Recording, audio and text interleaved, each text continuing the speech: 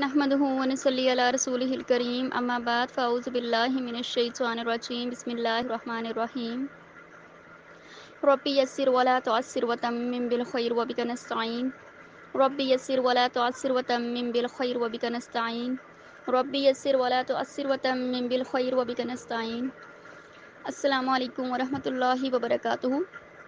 اچھا جی، سورہ البقرہ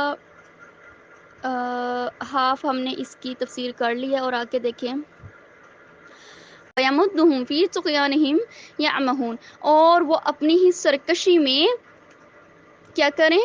بھٹک رہے ہیں۔ یعمہون، یعمہ اما سے نکلا ہے۔ اما کہتے ہیں ایک انسان جس کو کوئی راستہ یعنی اندھیرے میں اسے کھڑا کر دیا اور اس کو کچھ راستہ سمجھ نہیں آ رہا، ادھر ادھر ہاتھ مارا ادھر ادھر ہاتھ مارا، اس کو ہاتھ پاؤں مارا تو اسے سمجھ نہیں آتا کہ اب کہاں جاؤں، تو یعنی وہ اپنی ہی سرکشی میں بڑھتے چلے جا رہے ہیں اور ان کو راستے کی سمجھ ہی نہیں لگ رہی۔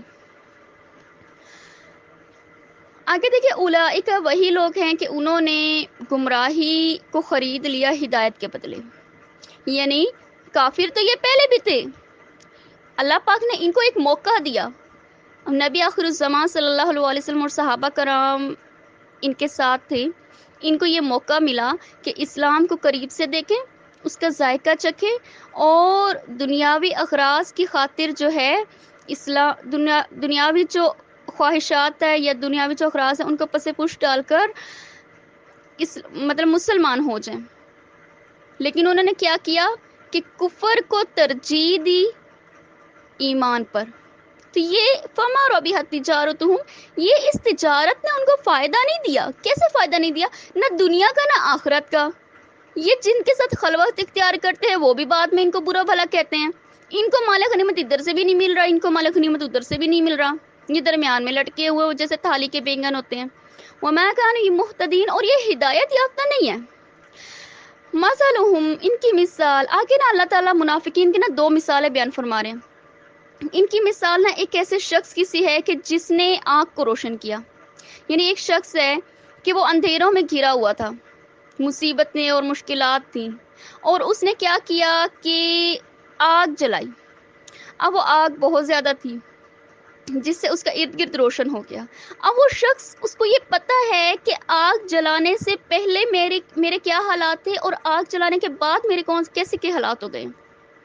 آگ جلانے کے بعد روشنی ہو گئی، سکون مل گیا، راحت مل گئی، اور اس سے پہلے بے سکونی تھی، ڈپریشن تھا، ٹینشنز تھی، ٹھیک ہے۔ اب اس کو اللہ پاک نے ایک موقع دیا کہ وہ کمپیریزن کرے کہ بے سکونی اور سکون میں سے اس نے کس کو سلیکٹ کرنا ہے، لیکن دل میں اس کے تھا نفاق۔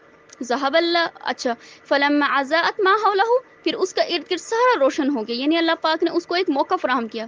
پھر جب وہ جاہلیت کی انتہاؤں پر تھا، پھر کیا ہوا کہ ذہب اللہ بنورہم، اللہ نے ان کی جو روشنی تھی اس کو سلب کر لیا۔ کیسی روشنی؟ کہ ان پر موت آ گئی، ڈیتھ ہو گئی، ختم۔ وَتَرَكَهُمْ فِي ظُلُمَاتٍ لَا يُبْصِرُونَ، اور ان کو ان اندھیروں میں چھوڑ دیا، اب وہ کبھی بھی نہیں دیکھ سکتے، ان کو کبھی راستہ سجھائی نہیں دینا، ٹھیک ہے۔ آگے کریں،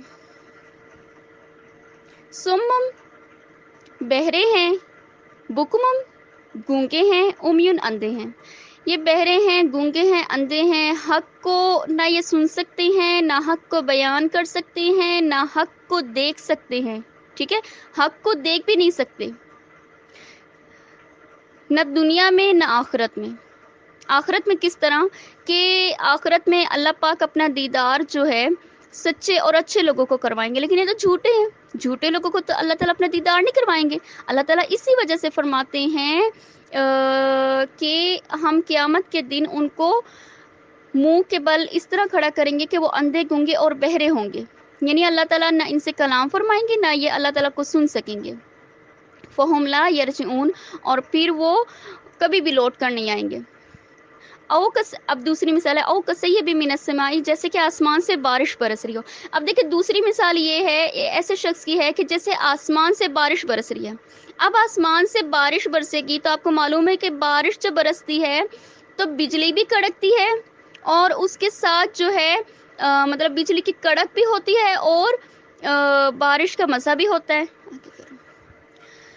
فیہ ظلمات، اس میں اندھیرے ہیں، ورعد اور برق، بارش ہے، اس کی مثال نا آپ ایسے لیں کہ جیسے نا دین اسلام جب شروع ہوا تو اسلام جو ہے بارش کی طرح قطرہ قطرہ رحمت کی طرح اور نعمت کی طرح برس رہا تھا، ٹھیک ہے۔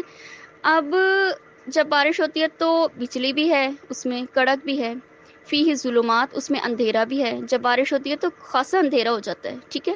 اس کو تعبیر کیا کہ دیکھیں جب بھی دین اسلام کی آپ بات کریں گے یا آپ جو ہے ایز اگر آپ عالم بننا چاہتے ہیں یا آپ کچھ بھی بننا چاہتے ہیں تو آپ کو یہ سوچنا چاہیے کہ اگر آپ اس راستے پر آنا چاہتے ہیں تو یہاں مشکلات ہیں، سٹارٹ میں بہت مشکلات ہے، جیسے کہ بارش شروع ہونے سے پہلے اندھیرا ہوتا ہے، کڑک ہوتی ہے، ٹھیک ہے۔ اس کو تعبیر کیا گیا ہے بجلی کی چمک سے یا کڑک سے یا اندھیروں سے، کہ سٹارٹ میں آپ کو مشکلات کا سامنا کرنا پڑے گا۔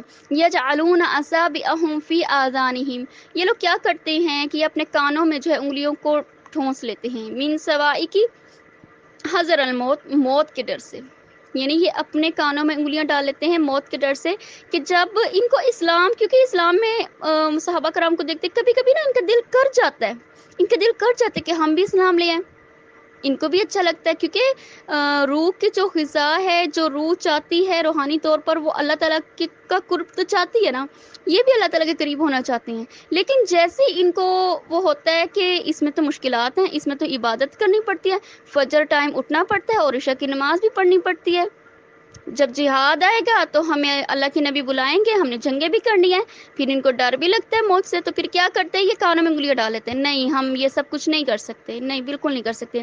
واللہ محیط بالکافرین، اور اللہ نے پھر کافروں کا احاطہ کر لیا کہ پھر یہ مشکلات سے گھبرا کر اس کو چھوڑ دیتے ہیں۔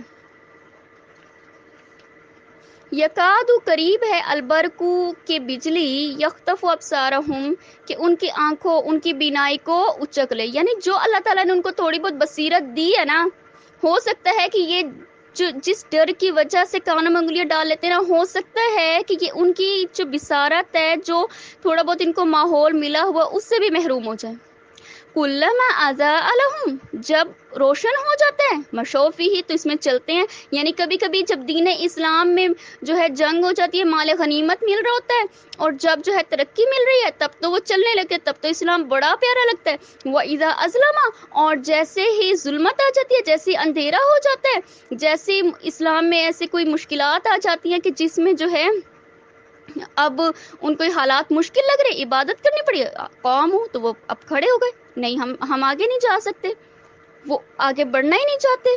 اس سے کیا پتہ چلتا ہے، یہاں ہمارے لیے ایک نقطہ ہے کہ دیکھیں جو دین کا کام کرتے ہیں نا، ان کو ہمیشہ یہی لگتا ہے کہ ہمارے اوپر تو ہر چیز نچھاور ہو جائے گی، ہمارے لیے تو آسانیاں ہی آسانی ہوں گی کیونکہ ہم اللہ کے راستے پر چل رہے ہیں۔ تو اللہ تعالیٰ فرماتے ہیں کہ دیکھیں دین کا راستہ جو ہے نا، جب تک آپ آزمائش پہ پورا نہیں اتریں گے نا، تب تک یہ جنت کمانی یا اللہ کا قرب اتنا بھی آسان نہیں ہوتا کہ ہم کہتے ہیں کہ مطلب آزمائش کے بغیر کیسے ہم یہ حاصل کر لیں گے۔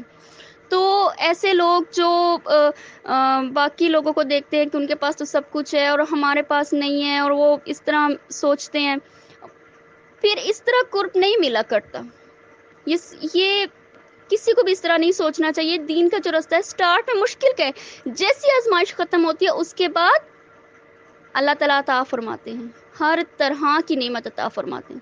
اللہ تعالیٰ فرماتے ہیں کہ جو دنیا ہے نا میرے بندوں کے قدموں میں ہے، ٹھیک ہے، ہر ایک چیز عطا فرماتے ہیں۔ اور پھر اللہ کا جو بندہ ہوتا ہے وہ اللہ تعالیٰ سے اتنی محبت کر لیتا ہے اس کو اور کسی چیز کی پرواہ ہی نہیں ہوتی۔ وَلَوْ شَاءَ اللَّهُ، اور اگر اللہ چاہے، لَذَهَبَ بِسَمْعِهِمْ، اللہ چاہتا تو ان کے کان اور ان کی آنکھوں کو لے جاتا۔